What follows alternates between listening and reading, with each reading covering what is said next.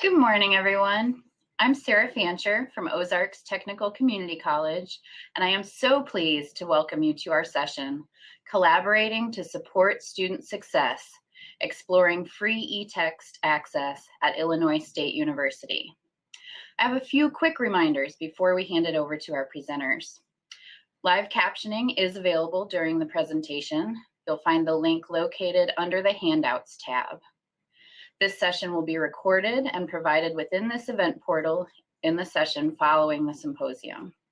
A copy of the PowerPoint presentation will also be provided under the Handouts tab. Please enter all your questions into the live Q&A box as we go along. We'll do our best to answer these at the end of the session. We encourage you to engage with us and other attendees through the discussion forum. We will be asking some poll questions throughout the session. You'll see those under the polls tab. And if you have any technical issues, the MEC staff are behind the scenes to provide support. So be sure to reach out through the live support button. Now it's my great pleasure to introduce our speakers. Julie Murphy is Collection Assessment Librarian and Physics Librarian at Illinois State University. Her research focuses on the ways students and faculty use collections. She's a column editor for Serials Review and current chair of the Collection Development and Evaluation section, Codes, of RUSA. Mallory Jallas is the Student Success Librarian at Illinois State University. Her work centers on connecting students with the library services and collections that will support their academic and personal success. Rachel Scott is Associate Dean for Information Assets at Illinois State University, where she oversees access services, cataloging and acquisitions, digitization, preservation and conservation, scholarly communications, special collections, and university archives. Her research focuses on information literacy, 19th century women composers of leader, and library technical services. She's co-editor of Music Reference Services Quarterly. Anne Shelley is Scholarly Communication Librarian and Music Librarian at Illinois State University. She is past chair of the Consortium of Academic and Research Libraries in Illinois OER Task Force and current chair of the ISU Textbook Affordability Committee. She's presented and co-published works on textbook affordability and librarianship at EDUCAUSE, the Open Education Southern Symposium, in Serials Review, and with ALA Editions. And with that, I will turn it over to our presenters. Good morning. Thank you very much for that introduction, and thanks for everyone and your interest in our presentation today. A number of studies have shown a connection between the cost of textbooks and student success in higher education. Recently, our library wanted to explore challenges to student success and equity that have been magnified by COVID. Last semester, our group started a project to license available e-textbooks for a number of spring 2021 courses. Our broad goals with this project are to help alleviate textbook costs for students and to explore the potential impact of these savings on student success. In this panel, we'll describe project planning and progress to date, while emphasizing the contributions brought by each librarian's role and specialized knowledge. And here's an outline of our presentation. I'm going to be talking about textbook affordability initiatives on our campus. Mallory will discuss textbook affordability and its ties to student success. Julie's going to talk more in depth about the project itself. And Rachel will talk about working across departments in this project, and then Mallory will cover next steps. So the makeup of our project team shows that addressing textbook affordability issues involves a variety of library areas and functions. We're all from different departments: collection development, scholarly communication, instruction and student engagement, and library administration. We also have another colleague working on the project with us who's not present today, and that's Rachel Park, and she's our electronic resources librarian. As I said, Julie will go into depth later on the background of the project, but I want to briefly talk about funding. The funding that we used for this project was originally meant to be used for an open textbook grant that would have incentivized faculty to adopt or adapt more affordable course materials. Right when we were about to launch that grant, we learned that we weren't able to proceed with it. Fortunately, we were able to instead put that one-time funding toward this project that we're talking about today. And so while that grant would have been the first of its kind on our campus, the effort that we're working on now is also really our first coordinated initiative to provide e-textbooks to classes across a lot of departments. It's our first attempt to calculate the resulting savings to students and to explore the possible effects on student success. And really briefly about our environment here, ISU is an R2 institution with a high undergraduate population and a typical total student enrollment around 20,000. Milner Library has around 70 full-time personnel across 2 divisions, one for public services and one for public services and technology, and the other for technical services, cultural heritage collections, preservation, digitization, and scholarly communication.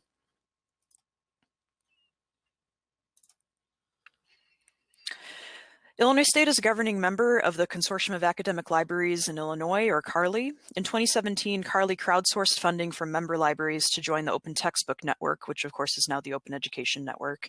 This was the first step in creating Open Illinois, which is CARLI's commitment to facilitate members' use of OERs. As part of Open Illinois, CARLI established a task force of librarians from a variety of member institutions. 4-year public and private, 2-year colleges are all represented on that group. And that group is now a standing committee, and ISU has had a librarian on it since its founding. The members of that task force attended OTN trainings at the University of Minnesota, and we surveyed member libraries to learn about their institution's status with OERs at the time. And since then, we've offered a variety of resources and training opportunities for academic librarians in Illinois, such as creating a website that highlights OER-related information and resources. We've held webinars on promoting OERs at everybody's campus and their faculty experiences teaching with OER. We've offered some in-person workshops and virtual courses on understanding and promoting OERs. We submitted a grant proposal for the 2020 U.S. Department of Education Open Textbook Pilot Program. And we have some projects in development for offering a workshop for teaching faculty and creating a hub in OER Commons. And more specific to our university, ISU has a campus-wide textbook affordability committee that's part of our shared governance structure. The committee has representation from student government, the student body at large, teaching faculty, the registrar's office, student affairs, and Milner Library. This committee was jointly proposed in 2016 by the then president of ISU's Student Government Association and the dean of the library at that point.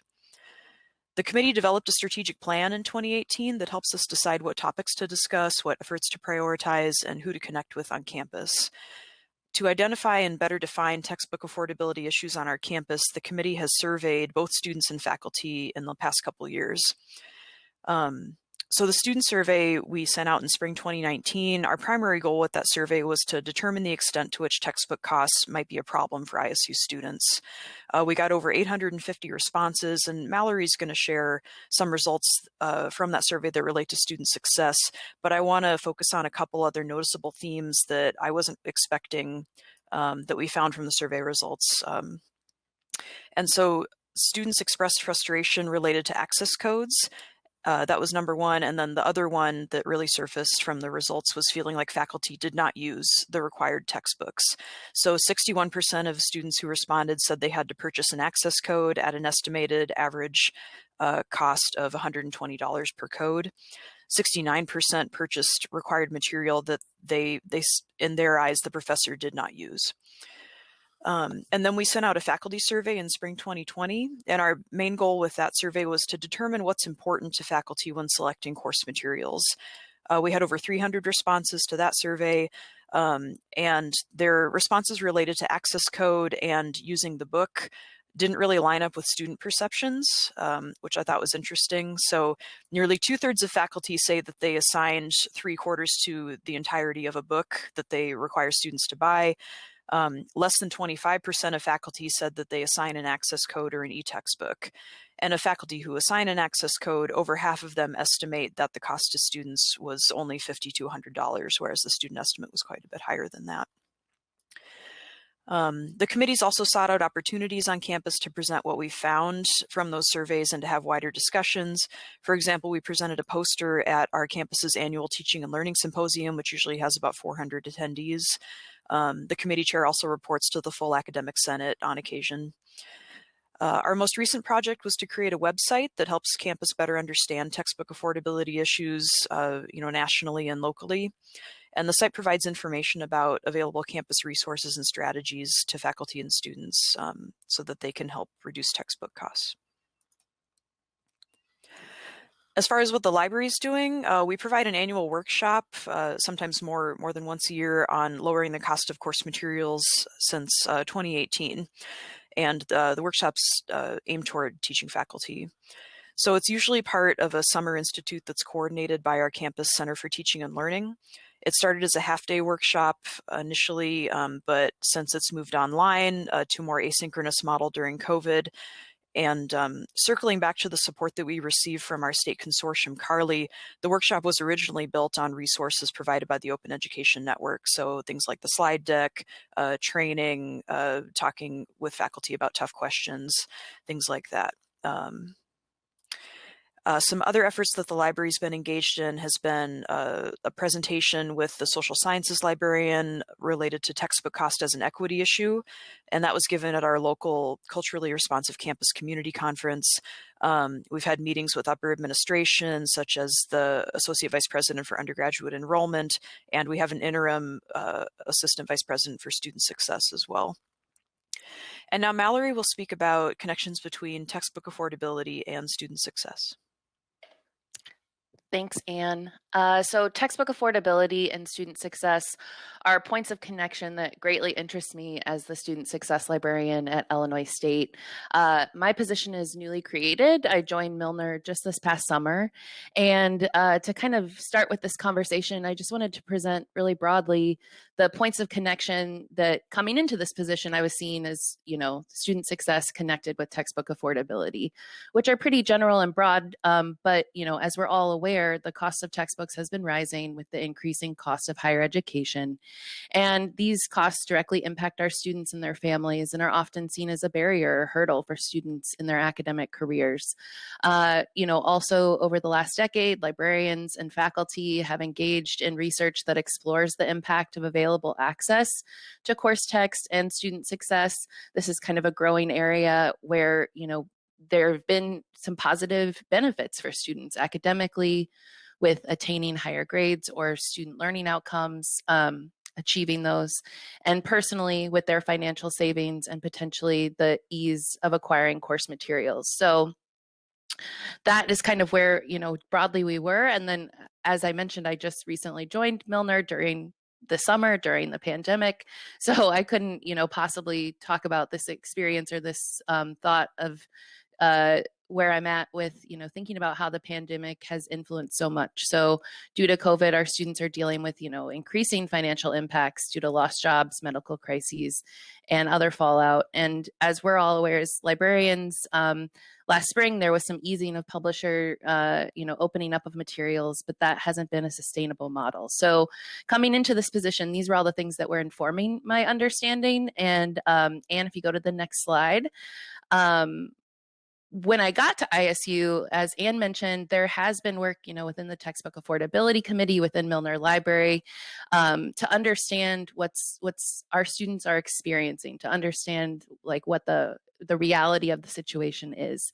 So when I got here, I was able to learn more about the student survey that had been conducted in the spring of 2019, and the data is on the slide. But essentially, it just really presents you with a quick overview that our students are experiencing impact to their academic situation due to cost. 73% of the survey respondents said that they didn't acquire a textbook or a course material due to cost.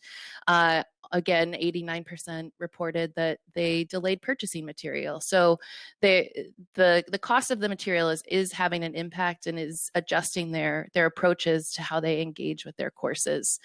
The third piece of data on the slide is pulled from a section in the survey that addresses how students are acquiring their materials. And so in that segment, it was reported that only 7% of the students surveyed were using Milner Library as a resource. And this ranked well behind campus bookstores and Amazon and traditional rental and purchasing options for students. So This data confirmed, that our students are experiencing a challenge. They aren't necessarily seeing the library as a solution to their problem or as a partner in that work. So these were all things that informed kind of the considerations for this project, but also, the experience at Illinois State. Next slide, Anne. So I also wanted to share just a little bit more about how this textbook affordability, this project broadly connects more with the student success efforts at Illinois State. Those have been shifting and changing over the course of the last few years, and they're adding more of a focus to affordability and access at Illinois State. So Anne briefly mentioned, but our campus has an interim assistant vice president for student success. That's a new position. Excuse me, within the last year. And that position is in academic affairs in the provost office. And there's ambitious plans for this role. This position is tasked with developing a campus-wide student success plan. And that will address student success at a campus level, but it will also articulate what colleges within the university are doing and offer some ways to think about it even on the departmental level. So the plan will clearly articulate a lot of work that's happening to support students, but it will also solidify areas of focus for the university moving forward. And core among these is affordability. We've recently been discussing some internal data from our retention specialists and reinstatement committee for students that's pointing to financial hardship being the most common reason that students are leaving Illinois State. Obviously, COVID-19 is a prominent factor with this new data. However, this has pushed forward this idea that reduction of costs for students at any capacity will be a priority and something we clearly can articulate from our data. In addition to affordability, we know it's vital for our students to identify a sense of belonging and inclusion on our campus. Student success research shows that feeling of belonging is essential. And so any barrier or challenge to students is potentially a threat to that sense of belonging. And so this theme is something that will be present in that student success plan. The goal is to critically evaluate our existing campus policies and procedures that lead to inequity and address those so our students can be more successful moving forward. So these two elements kind of open a door wider for us to push this conversation about textbook affordability and how the library can contribute to these efforts. The library is a partner in all of this. As Anne mentioned, we have lots of intersections with textbook affordability, and student success is that area that's further growing, with the library's partnership and support. The creation of my position, but also just the work that's being done at Milner Library is moving more to contribute to student success in these capacities. So now that I've provided this kind of background context, I'm going to pass it over to Julie, who's going to outline how this project came together. Thank you, Mallory. This project began because the consortium of academic and research libraries in Illinois that was previously mentioned, CARLI, was offering a grant-based training program called CARLI Counts that was designed to train librarians in the various ways that you can perform student success research and help us develop a research project that would demonstrate the impact that our own libraries were having on student success at our individual institutions. My library's administration was really interested in demonstrating our impact on student success, and since we had not hired a student success librarian yet, they encouraged me to apply for the program. As my colleague Anne mentioned previously, she and I are both serving on our university's textbook affordability committee, so the concerns that she's already mentioned about textbook affordability were already heavily on my mind. Then the pandemic hit last March, and suddenly all of the students who've been relying on physical access to course reserve books no longer had that physical access, and we were scrambling to try to figure out how to provide those materials to them. As Mallory already mentioned, there were many students and their parents who have lost their jobs or are otherwise experiencing financial instability right now, which means that even more students than usual are likely struggling to afford their textbooks this semester.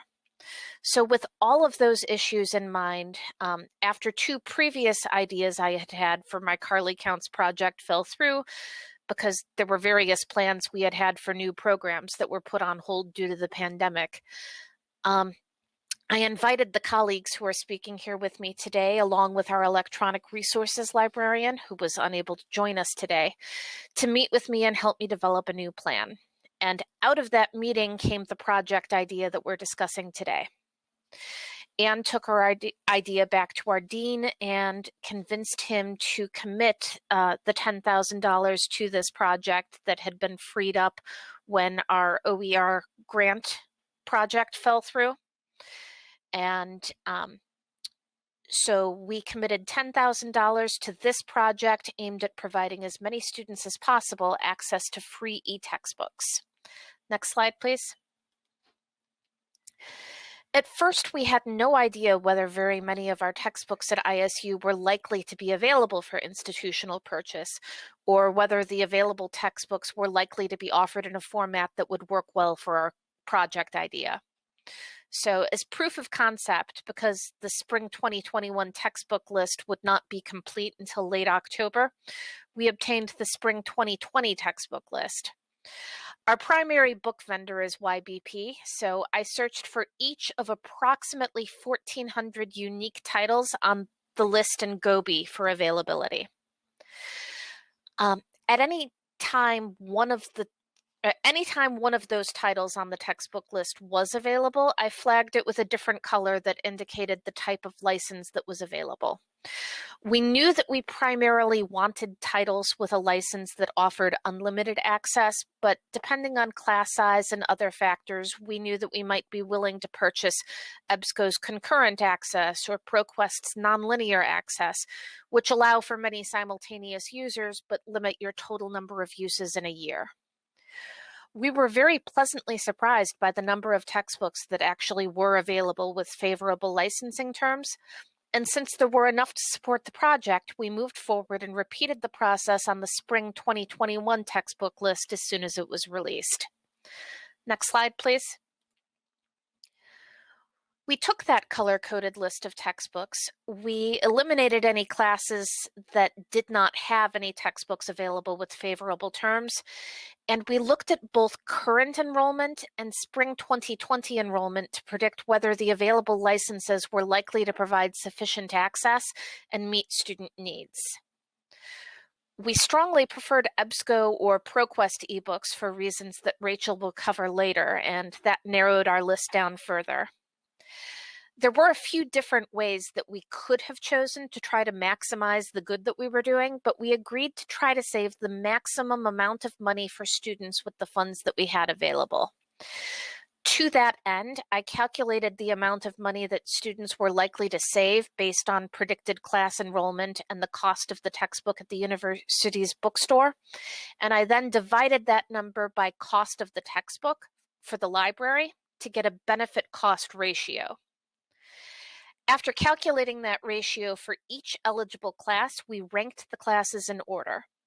We discovered that in a few cases, we already owned the textbook being used with an appropriate license, and in a few other cases, we owned the ebook already, but with an inadequate license. And in those cases, we reached out to the vendor to request a license upgrade rather than purchasing a new copy.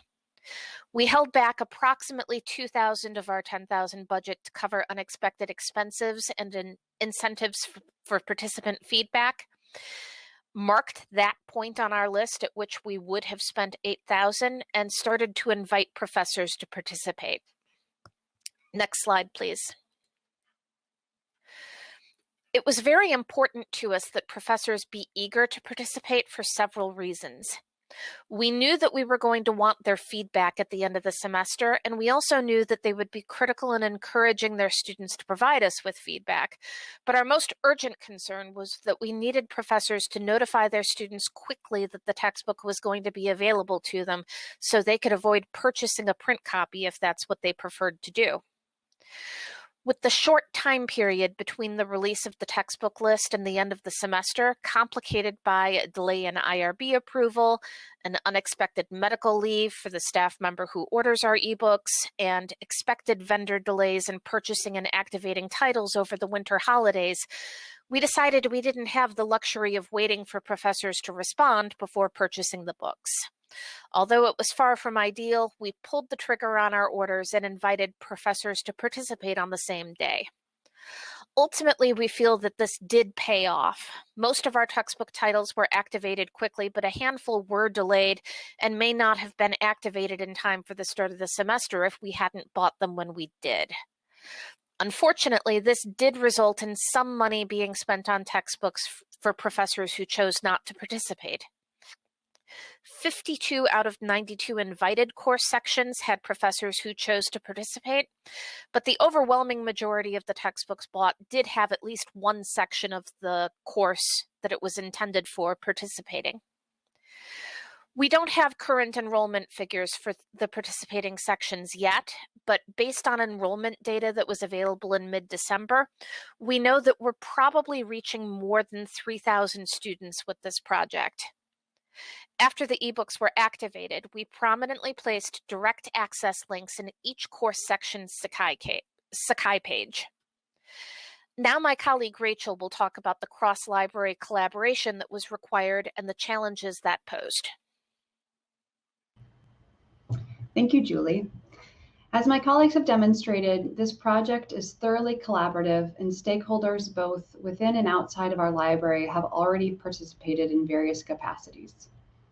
The makeup of our project team was an important early consideration. Even before we knew exactly what we'd be doing, we knew it was crucial to have a variety of perspectives and experiences represented. Each of us reports to a different supervisor and has distinct job responsibilities. This project fits into our work in different ways, but I think I speak for the group when I say that we have all found it to be very meaningful work.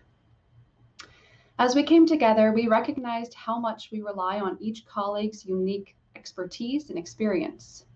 Each person on this team, as well as many of our colleagues outside of the team, has the opportunity to directly connect their work to the issue of textbook affordability. Indeed, we've learned that projects involving textbook affordability touch the work of most departments within the library. I hope to articulate some of the ways in which the work of our colleagues who are not here today supports affordable access to assigned texts. As Mallory mentioned, both she and I are new to Illinois State University. A third project colleague, whom we've referenced before, the electronic resources librarian Rachel Park, also recently joined the library. So this meant that we had to ask a lot of questions of our more established colleagues. But because the project didn't necessarily have a precedent in our library or on our campus, there were not necessarily easy answers to some of the questions we posed. Instead, we all had to collaborate to generate processes and decisions that would work well for all of our internal and external stakeholders. It is an understatement to note that COVID and the recent migration to Alma posed several challenges for our group. Some folks have been working almost exclusively from the physical building since July. Some have only been in a handful of times, and many of us fall somewhere in the middle. Accordingly, channels of communication were altered and sometimes slowed by our new work arrangements. The migration to Alma posed more fundamental challenges to how we acquired, described, and made electronic resources discoverable to our users. Several decisions were informed and limited by these factors that were essentially outside of our control. Next slide, please, Anne. In an early meeting of the team, which again includes our electronic resources librarian, we discussed various options and established group preferences. One of the challenges we knew we'd discover was that many traditional textbooks are not available for libraries to purchase or license. Textbook publishers like Cengage, McGraw-Hill, Pearson, and others require students to individually purchase access codes to interact with their online texts. But as Julie mentioned, we found that approximately 1/3 of assigned texts are indeed available for the library to license. As part of this exploration into what was available and how, Our e-resources librarian voiced the importance of ensuring that we would have access to reliable statistics for the ebooks that we purchased as part of this project. All of the platforms on which we hope to license content did provide counter-compliance statistics. We also discussed the need to create a consistent user experience, especially for those students who had not previously used library-provided ebooks. To that end, we worked to ensure that any course for which we provided multiple ebooks had access to those titles on the same platform. We ended up licensing most texts on ProQuest's eBook Central or EBSCO's ebook platform. Next slide. We did not have representations from acquisitions on our project team, but we did reach out to the head of acquisitions for her input on the logistics of ordering the titles for this project. We had initially discussed and considered submitting our request directly to a single vendor to investigate the availability of a bulk discount. However, the head of acquisitions indicated her preference that we instead select titles and preferred license options in Yankee Book Peddler's online ordering platform, Gobi, instead of purchasing them directly from a vendor. This is due to the efficiencies of the acquisition department's existing workflows for ebook purchasing between Gobi and Alma, including the generation of an order record. We did end up working with our ProQuest eBooks vendor to expand our license from single or multiple to unlimited user licenses for around 5 titles, but all of the other titles were selected in Gobi and ordered by acquisitions. It is worth noting that unlimited user licenses were not always available, as Julie mentioned. In those cases, we had to investigate licensing options and consider the course enrollment. We preferred unlimited, but occasionally purchased multiple nonlinear licenses for courses with higher enrollment. We preferred ProQuest and EBSCO platforms, but occasionally chose other platforms, typically when the cost of unlimited user licenses forced our hands. The Electronic Resources Librarian watched for emails from vendors which include the URLs at which the ebook could be accessed. So this was after we purchased the content. She activated these in our Primo VE discovery layer and also shared the information with colleagues in the cataloging department so that the books could be fully processed and made available in our online cataloging and discovery layers. Next slide.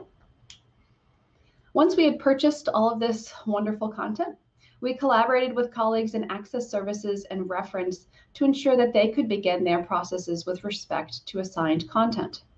At ISU, our access services department manages course reserves. They frequently add links to library licensed content in ReggieNet, which is our campus's instance of the Sakai learning management system. But they typically do so only at the request of the course instructor. So we shared a list of courses participating in the project, their course number, the ebook title and access URL, and we requested that our colleagues please add these directly to the resources tab of participating courses. Embedding the links in the licensed, embedding links to the licensed content in ReggieNet allows students to stay within the LMS, which provides continuity in their experience and saves them the work of navigating what might be an unfamiliar platform. The project team presented our goals and plans in a collection development meeting, which is primarily attended by those in public services positions. As the spring semester began, however, the need arose for more specific information about the project for those staffing the virtual reference desk.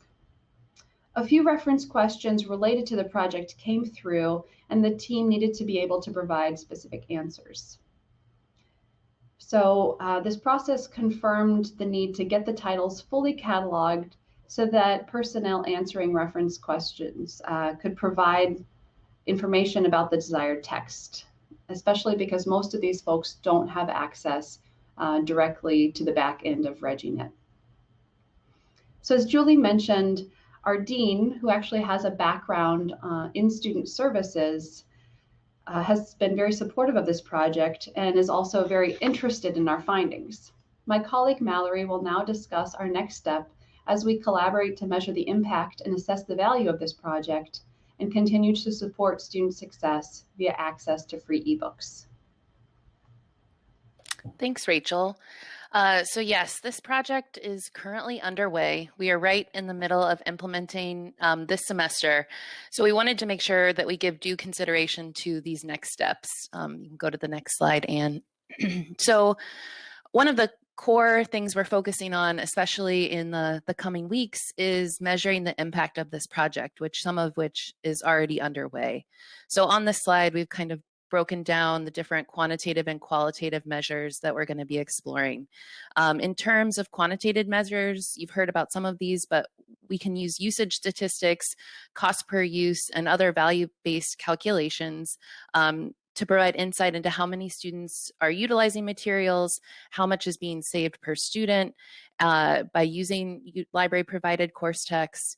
The example on the slide is actually one of those considerations Julie mentioned in her segment about when we were identifying courses to participate in the project. So the course title's redacted, but you can see we were able to project that 149 students were enrolled at that point in December, and that the library could purchase, an unlimited ebook license for $95.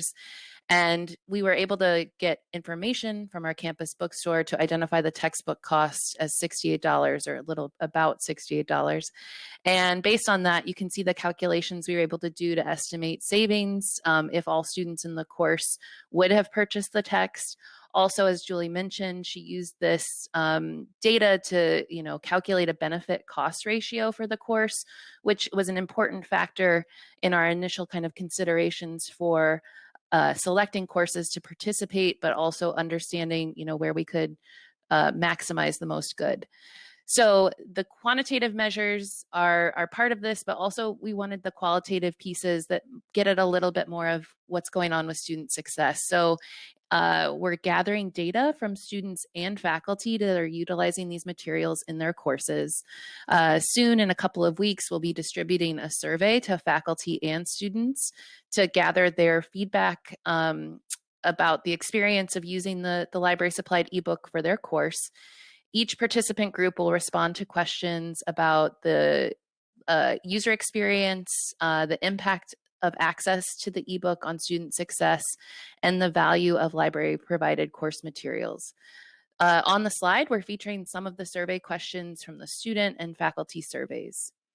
Later in the semester, our project team will hold 4 focus groups, 2 for students, 2 for faculty, that will delve deeper into these themes of student success, user experience, and the value of library-provided course texts.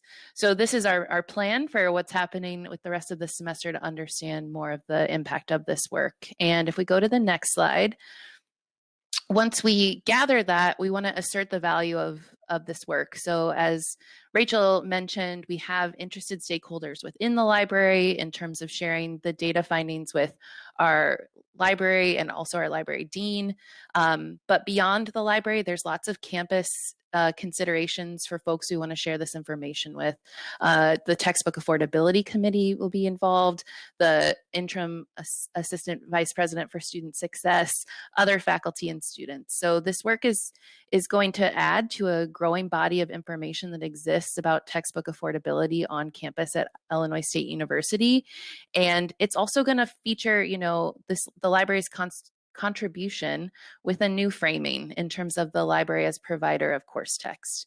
So we're excited to share that internally, but also, externally as well. So presenting our findings at conferences and in papers is definitely part of the plan.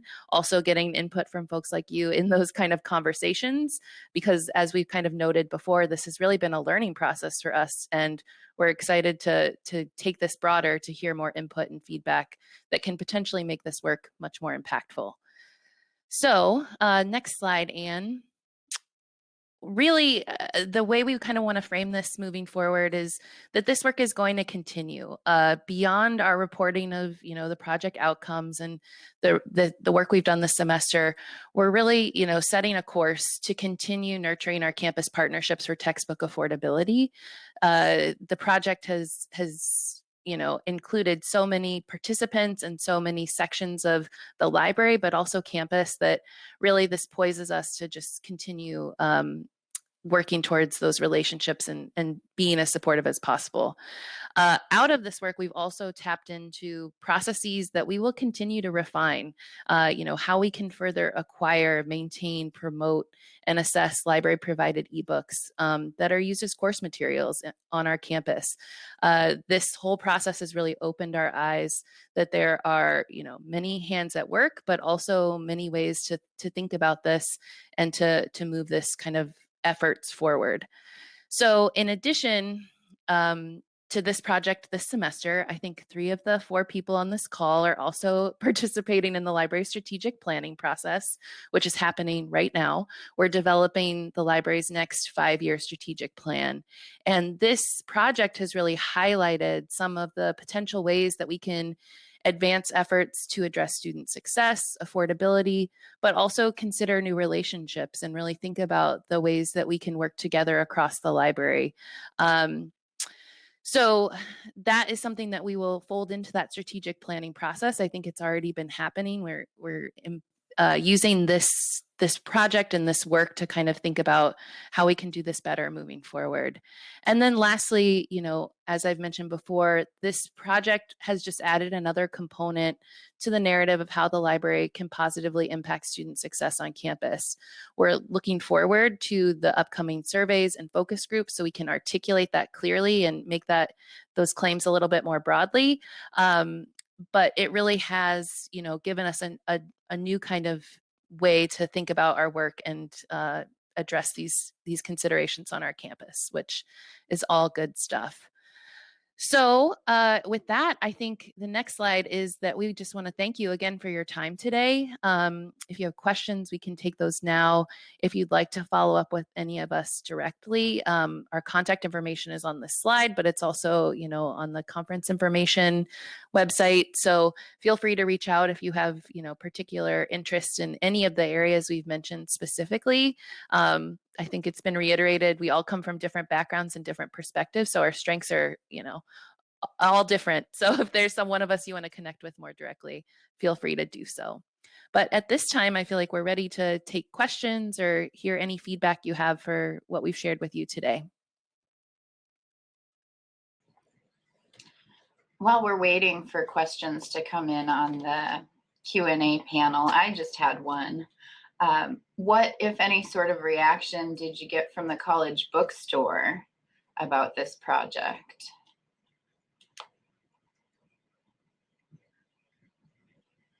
That's a great question, and I can say that I've not interacted directly with the college bookstore here at ISU yet. I started in August, and so that might be something that I do here in the future. It is one of the questions I asked of our current dean, though. I did ask if there were any explicit statements or agreements between the library and the bookstore that we would need to honor as we considered this. Because I know that is maybe not often, but sometimes the case that the library and bookstore do have agreements, maybe specific to interlibrary loan, maybe specific to acquisitions, maybe specific to course reserves. And, obviously we need to work within any parameters of an existing agreement. To his knowledge, there is not such an agreement. And so we didn't have to be aware or mindful of that. But that is an important question to ask, because you have to kind of abide by any rules. And I've heard of all sorts of agreements, and some very beneficial to the library or to student success, and some potentially detrimental, in that they encourage or require students to purchase instead of the library having a role in purchasing to facilitate student savings. And I don't know if any of my colleagues has further information through your roles in Textbook Affordability Committee or otherwise. I can just speak a little bit more to our bookstore situation on campus. So the official campus bookstore here is a Barnes & Noble store. And then we also have a Follett bookstore that's, you know, not, we don't, I'm sure we have some kind of contract with them, but it's not like they're, you know, the official declared bookstore for the university. But so we really have two vendors that students take advantage of that are, you know, physically on or close to campus. And if you remember back to when I was talking about our textbook affordability committee, you probably saw that we don't have bookstore representation on that group, and that is a little bit different from a lot of, you know, similar committees that are on other campuses. I know when the committee first started, a representative from our Barnes & Noble store, you know, came and presented and spoke with the group. And you know, occasionally we also don't have an inclusive access program that we're aware of on campus, but, you know, Barnes & Noble, our representative does bring up First Day as well. So I think that there are opportunities moving forward to connect a little bit more closely with the bookstore. But as far as this project goes specifically, yeah, we didn't have much of a direct line with them at all. That totally makes sense. Okay, our next question is referring to your process of inviting instructors to participate. And this person is saying that they can't imagine why a faculty member would be opposed to providing an ebook link in the course as an option for students, though they understand not wanting to participate in the survey. But beyond that, are there ways to communicate this program directly to students? It seems like you could insert the ebook link into the LMS as a standard procedure without asking for permission or involvement from individual instructors. So just sort of wondering why you had that step in the process.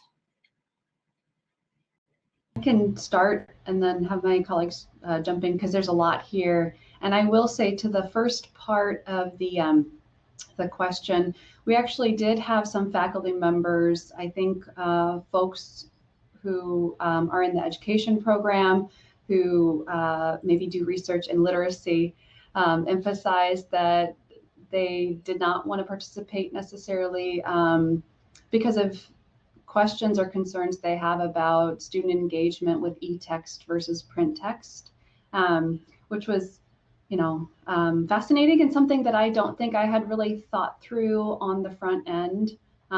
As a person with eyesight that requires or makes my eyes prefer that I print things out and read them on paper, as I have done today, I'm so accustomed to, you know, getting an e-text and printing it off because that's what my body tells me to do.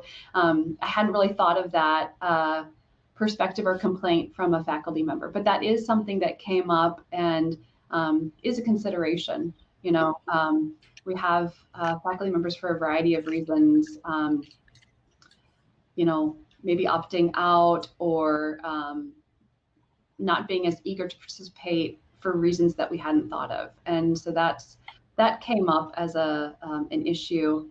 And then as far as the idea of doing this as, you know, kind of a fundamental part of our process,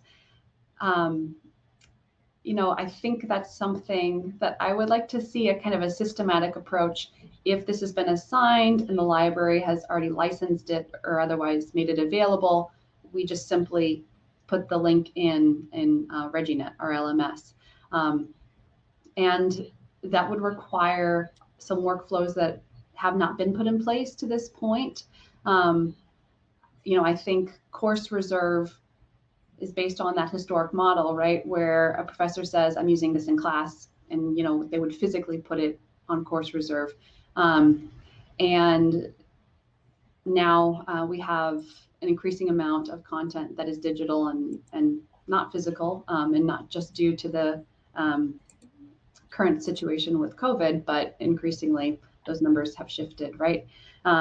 And so I think that's something certainly that this group and I would like to see a systematic approach to library licensed content and open educational resources being put directly into ReggieNet, so that students see, okay, this is provided, I don't have to purchase this. But it's going to take a little bit of work here on the back end within the library to make sure that we have staffing in place to do that.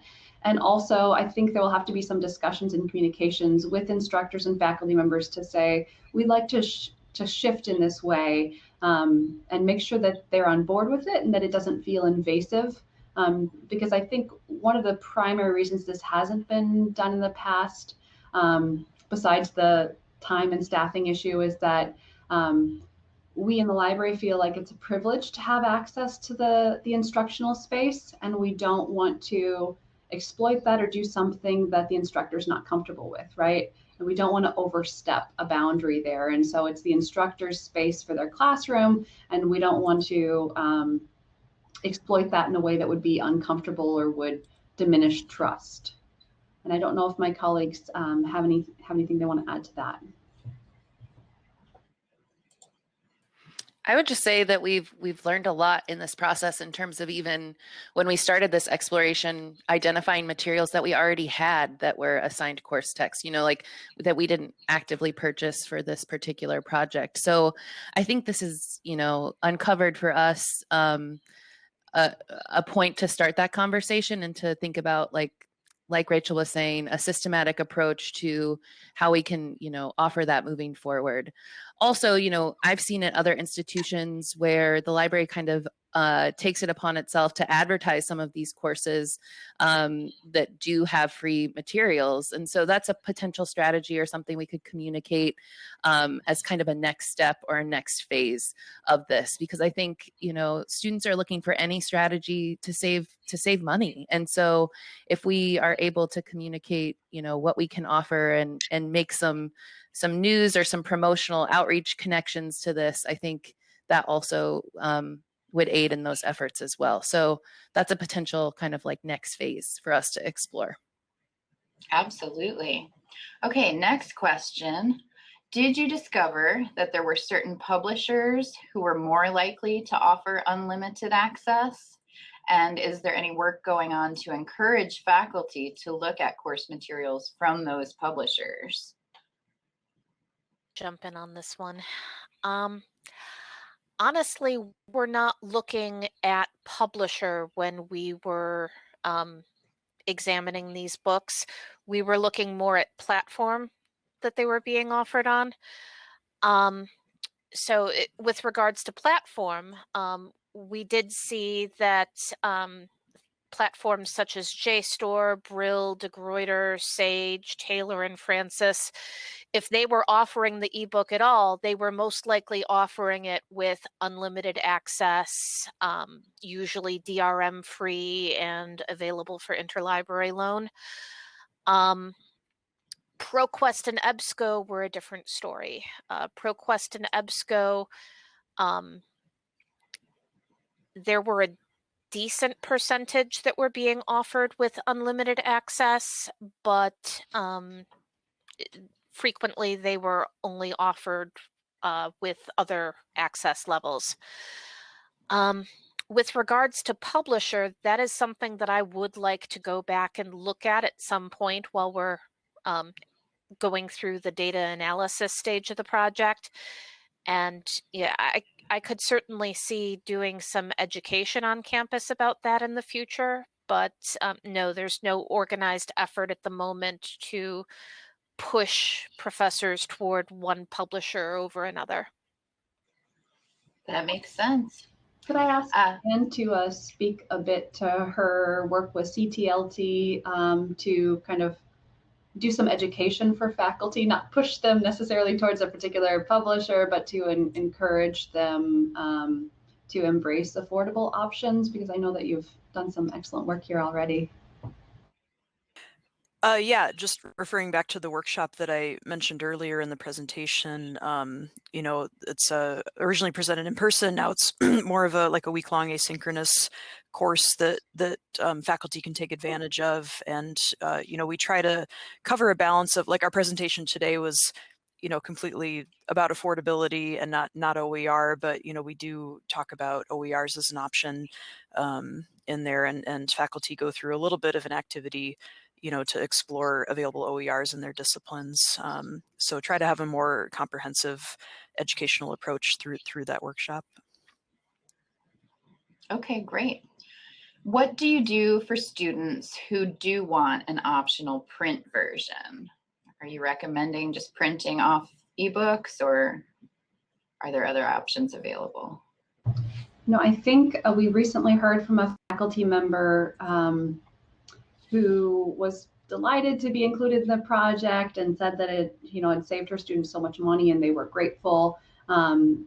She did indicate that a few, like maybe two, had opted to purchase the print book because it's their preference to, do annotations in the margin and underline and engage in text in that way. And so buying it is still an option if someone really prefers that. And I don't know that we've explicitly said you can download the chapter and print it off too, but maybe that will come out in our focus group sessions. Is what kind of workarounds did students have? And that's something actually I'm really interested in asking and finding. So great question. It's definitely in the focus group plan to ask about the importance of some of those things like annotation, just study preferences, things like that. So that's something we'll hopefully learn more about. I also think I don't know if we didn't keep data on like if we had those items in print or if they were on course reserve, or had previously been on course reserve, which I feel like could be a point of exploration or expansion of this as well.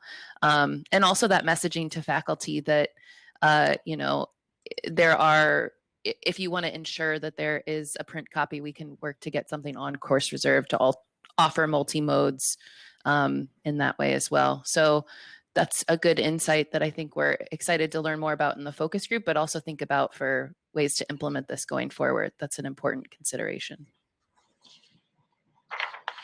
Okay, thank you. We might have time for one more quick question if there is one. Going once. I guess not.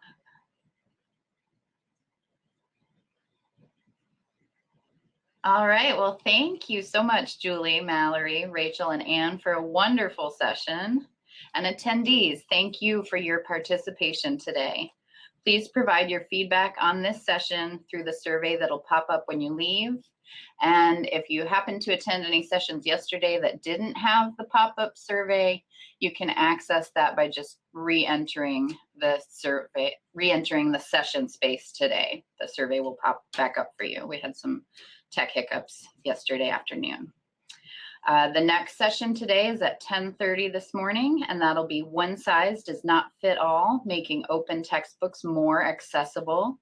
During this break, we encourage you to check out the meeting hub and connect with other attendees.